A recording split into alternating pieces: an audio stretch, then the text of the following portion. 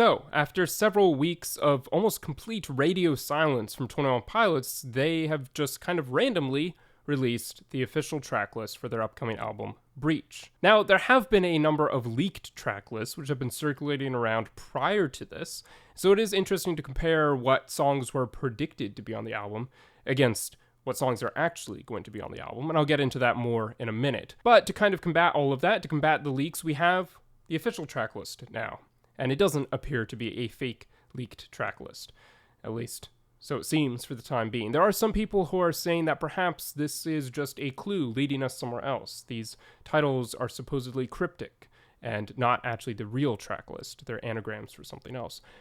I think that's interesting, but I don't think that's really what's going on here, at least right now.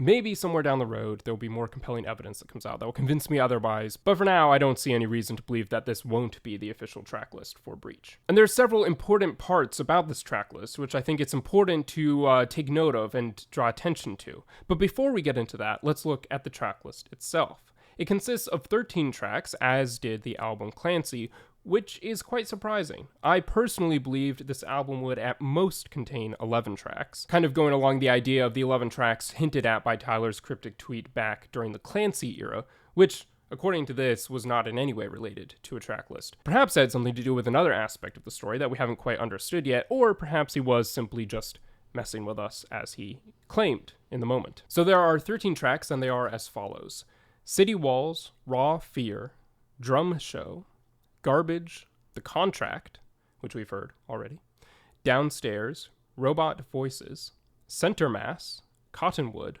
One Way, Days Lie Dormant, Tally, and Intentions. Now, obviously, like I've said, we've heard The Contract, that's already come out, and what's interesting is that The Contract is not taking the place of track 1 on this album. That is actually going to be held by City Walls. And many people were kind of debating over this for the past number of weeks after The Contract came out, debating where that song was going to sit on the track list for Breach. Many people thought, including myself, that it was going to be placed as the first track, as the opening track of the album, partly due to the wording with which they released and teased The Contract before it came out, saying it was going to be the first song on Breach.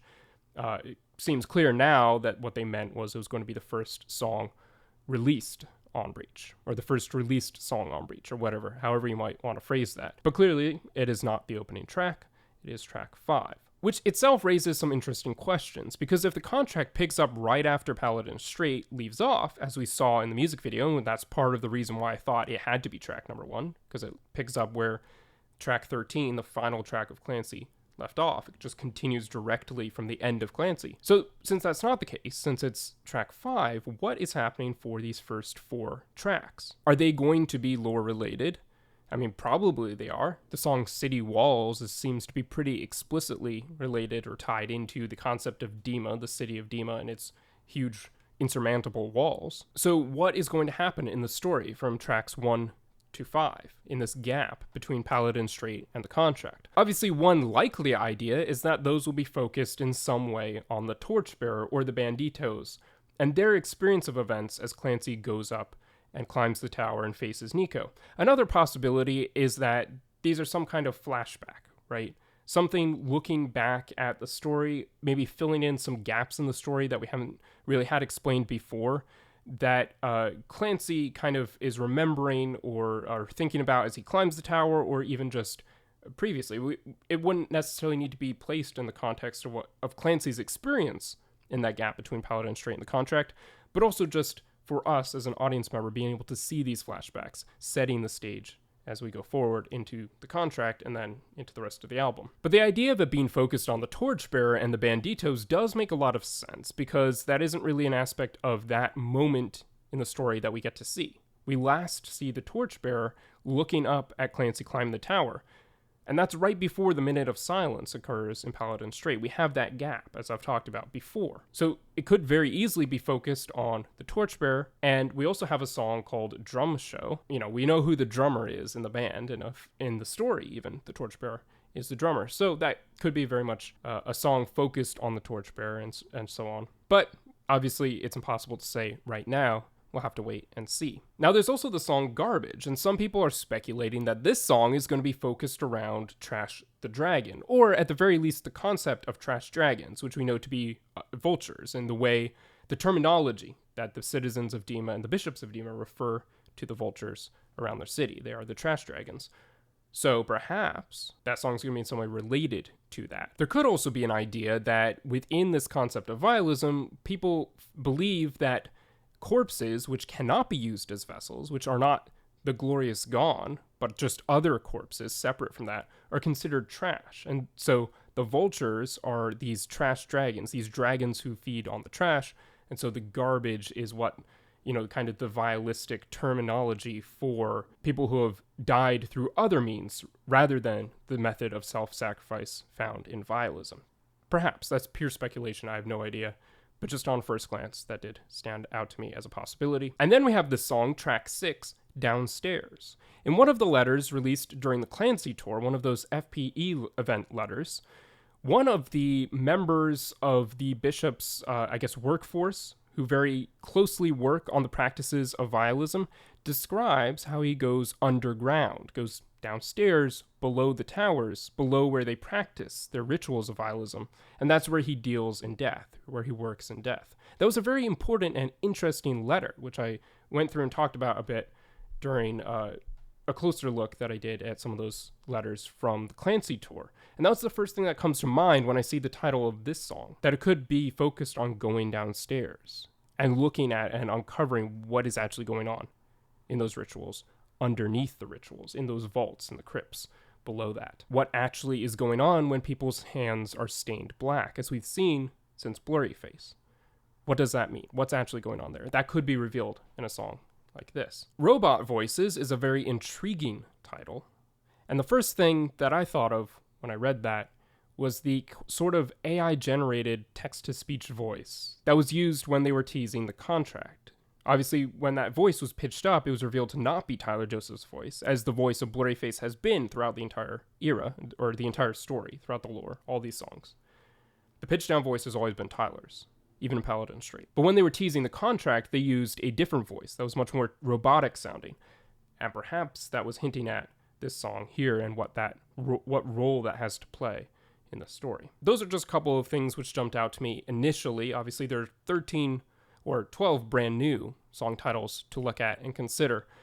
So there's a lot to unpack here, and there's a lot more I'm sure that we will learn over the coming weeks, especially if we do get another single before Breach actually comes out. And there was something about the track list as a whole which I thought was interesting, which is it didn't include either the song Graffiti or Drag Path, both of which were hinted at in the digital remains. And Drag Path in particular, I personally felt sure that was going to be included on Breach, and I'm very surprised it wasn't. And a little disappointed, because I've been looking forward to actually hearing that song. Now, I think there are a couple of possibilities why this might be. One, they could have just simply renamed the songs. We saw that with Silver Weighted Sun, that was renamed and adapted into Overcompensate, and so it makes sense that's not on here, obviously. So a similar thing could have happened with Drag Path. They could have renamed it, and it could be one of these songs sitting here, and we just don't realize it. And they could have either done that because they thought there was a better name for the song, or they intentionally did that in order to not give away what one of these songs was going to be about, or not reveal the lyrics of one of these songs ahead of time. And the same thing could have happened with Graffiti. In fact, that could have become the song Garbage, or something like that. I don't know. Perhaps even Drag Path became the song One Way.